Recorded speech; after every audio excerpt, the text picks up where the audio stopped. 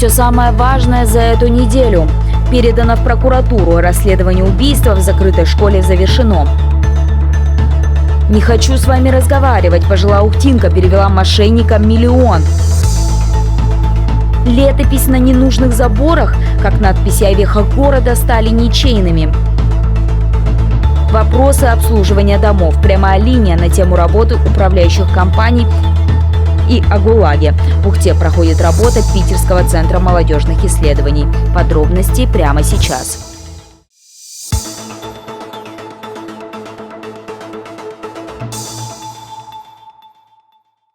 Сотрудники Ухтинского отдела Следственного комитета завершили работу над уголовным делом, возбужденным в отношении 19-летнего местного жителя. Преступление случилось 29 сентября. Двое молодых мужчин познакомились на улице и почти сразу пошли распивать алкогольные напитки в заброшенное здание школы на проспекте Ленина, в которой раньше обучался фигурант уголовного дела. В ходе употребления спиртного между ними стихийно возникла ссора, началась драка. 23-летний молодой человек после первого полученного удара попытался скрыться от нападавшего, сбежав со второго этажа на первый, но преследователь слишком хорошо знал здание. Он обнаружил собутыльника в бывшем санузле. Один из молодых людей нанес другому не менее 29 ударов осколками стекла, осколками унитаза и по различным частям тела, в том числе в область жизненно важных органов. Это голова, грудная клетка. Также молодой человек нанес не менее 7 ударов наличником деревянным, тоже в область жизненно важных органов, головы в частности. Исходя из первичных показаний обвиняемого, орудием преступления был нож, но после он изменил свои показания, признав, чем на самом деле воспользовался при нападении.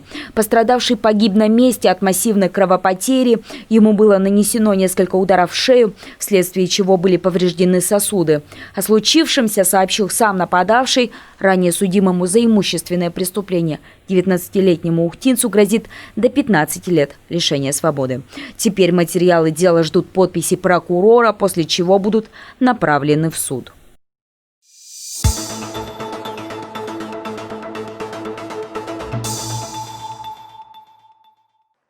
На удочку мошенников вновь попался житель Ухты. В этот раз жертвой телефонных аферистов стала 76-летняя пенсионерка. На ее телефон позвонил злоумышленник, представившийся сотрудником банка. Он сказал, что на ее счет кто-то покушается, деньги срочно нужно снять. Для убедительности преступник стал утверждать, что теперь для предотвращения атаки на счет пожилой леди идет спецоперация силовых структур. Чтобы средства остались в целости и сохранности, нужно непременно пойти в салон сотовой связи определенного оператора и совершить перевод через терминал. Женщина сняла в банке более 1,5 миллиона, пошла в торговый центр и попыталась воспользоваться терминалом. Ей на помощь пришел сотрудник салона сотовой связи. Узнав о том, что пытается сделать посетительница, мужчина начал убеждать ее, что она стала жертвой мошенников. В ответ пенсионерка заявила, что не хочет его слушать, и ушла. После она отправилась к банкомату, где стала делать денежные отчисления. Это заметила охранница торгового центра. Она также пыталась убедить женщину, что та стала жертвой аферистов. На что пожилая дама сказала: «Я не хочу с вами разговаривать». Сотрудница охраны вызвала полицию. Только после общения с силовиками ухтинка все же поверила, что ее обманули, несмотря на то, что о данном виде мошенничества ей рассказывал участковый. К моменту прибытия сотрудников МВД доверчивая пенсионерка успела перевести более 1 миллиона рублей.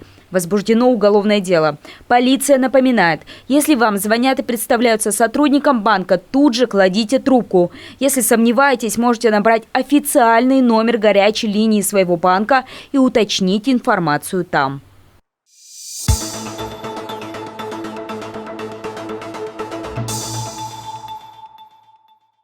В новостную группу ГСП в социальных сетях в минувшую пятницу пришло сообщение, адресованное мэру города.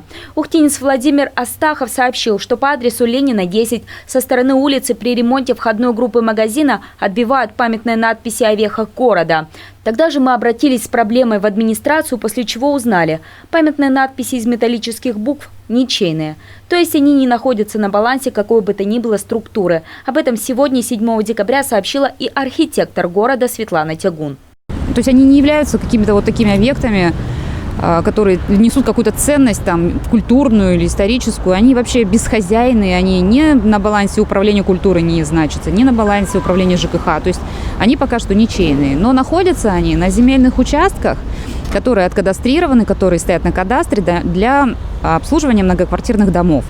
К слову, после публикации неравнодушного ухтинца кирпичную кладку, которую начали разбирать рабочие, восстановили. Ряд сбитых букв установили обратно, но надпись все равно не досчиталась первой строчки. Где она и куда делась, никто не знает. Да и какая разница, объект же не числится на балансе. Формально теперь это часть общедомового имущества. Жители домов 6, 8, 10 по Ленина могут включить памятные буквы в перечень и обслуживать, или даже демонтировать, если так решат на собрании собственников жилья при 100% голосовании. То есть теперь эти чудные буквы даже не носят статус бесхозяйных. Ну, во-первых, бесхозные объекты, они признаются таковыми на основании постановления руководителя. То есть у нас есть комитет по управлению имуществом. На нашем балансе управления ЖКХ этот объект отсутствует. Он и не может быть у нас на нашем балансе. Но вот сейчас вот будет комиссия по данному вопросу. Я думаю, что там этот вопрос поднимется. Так что кому документально будет принадлежать этот забор, пока не ясно. По словам обывателей, признать объект памятником культурного наследия крайне муторно. Нужен ряд длительных экспертиз, хотя забор из белого кирпича с текстом, описывающим основные вехи развития Ухты, мог бы им стать. Музейное объединение уже поднимало вопрос о статусе этого объекта. Изначально это было запроектировано еще Зюриновым, то есть в том виде, как, скажем так, он предложил это как оградительные такие стеночки от той внутренней жизни дворовой, от вот такой уличной суматохи. Строились, наверное, в 80-х годах, когда строились эти дома, проспект Ленина. Вот тогда сразу, они при строительстве домов сразу и устанавливались эти стенки. Насколько я знаю, как пояснили в музейном объединении, туда же кирпич привозился силикатный, специальный, белого цвета, которого у нас не производилось здесь на территории города. Так что ждем решения. Если этот объект все же передадут предприятиям, которые занимаются благоустройством города, возможно, его приведут в надлежащий вид. Что же касается ремонтных работ, которые обратили внимание на памятные буквы проспекта Ленина, проект был согласован еще в 2005 году. Разрешение на строительство было выдано в 2007, границы входной группы не изменяются, но внешние изменения все же должны были согласовать с администрацией. Правообладатель не получил разрешительных документов. Теперь за это он может получить выговор или штраф за административное правонарушение.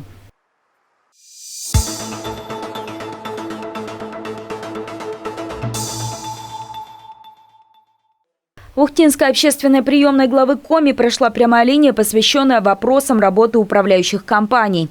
На вопросы жителей города ответил представитель управления ЖКХ.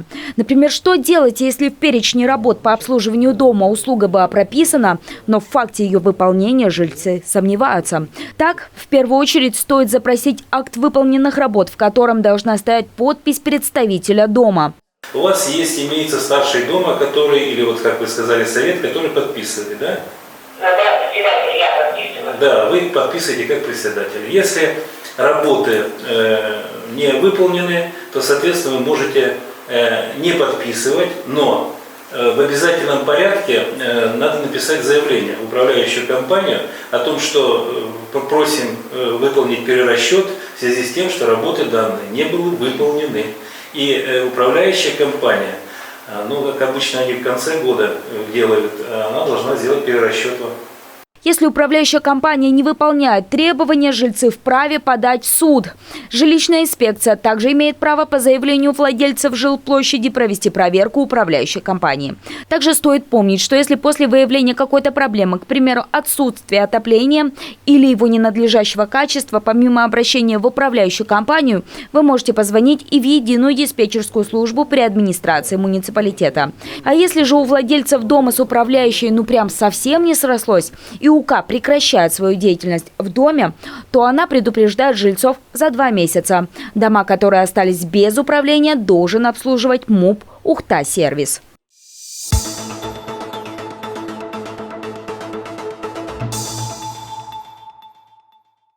В Ухте стартовал полевой этап исследования, посвященного массовым репрессиям в СССР. Проводят масштабную научную работу представители Центра молодежных исследований Высшей школы экономики в Санкт-Петербурге. Ухта стала 4-м городом, в котором проводятся эти работы. Первыми в списке стала Москва, как центр, который спускал все приказы, Питер, связанный со временем Большого террора, и Томск, в котором разместился мемориальный музей «Следственная тюрьма НКВД». С теми, кто руководит этими музеями, для нас не стояло вопроса, что должна быть Республика Коми в этом исследовании, потому что это север, это тот регион, где было много заключенных, которые, собственно, возводили эти города и очень много тратили сил, тратилось много жизни, да, именно на воссоздание вот этой инфраструктуры города, которая, я так понимаю, сейчас используется для жизни горожан. Основная работа с местным населением проводится в рамках непосредственного взаимодействия с историко-краеведческим музеем, в котором разместилась экспозиция «Виновен. Статья 58», посвященная политрепрессированным и их работе по развитию культуры и промышленности Ухты. На экскурсию приглашаются люди 4 разных поколений. После знакомства с выставкой они остаются, чтобы высказать свое мнение и ответить на ряд вопросов. По мнению исследователей, часто во время такого диалога они слышат очень оригинальное мнение касательно такой непростой темы. Также по-разному себя ведут и фокус-группы разных возрастов. Определенное отношение к этой теме, да, особенно молодежь у нас не стремится к каким-то оценкам, они больше размышляют и пытаются это как-то для себя сделать скорее какие-то выводы, да. Там участники старших фокус-групп считают себя экспертами в этой теме, потому что Советский Союз, они в нем жили, и они примерно знают вот этот период оттепели, да, когда это все начало только вскрываться, и книги появлялись, фильмы появлялись. В Ухте уже прошли 2 фокус-группы 18-25 и 30-35 лет. Съемки для журналистов во время работы с группами были запрещены, так как при сборе информации должна соблюдаться анонимность. Ответы, которые поступают на вопросы ученых, далеко не всегда однозначны. Также люди делятся личным, например, рассказывают о своих родных, попавших под репрессии. Но, как замечают исследователи, которые занимаются темой уже давно, бывает и такое, когда люди просто ничего не знают о ГУЛАГе. И это не зависит от возраста. Возможно, свет на такой трагичный факт современной истории страны, как массовые репрессии, прольет и работа этих ученых. После исследований, которые будут идти также и в Казахстане, они планируют выпуск ряда научных статей.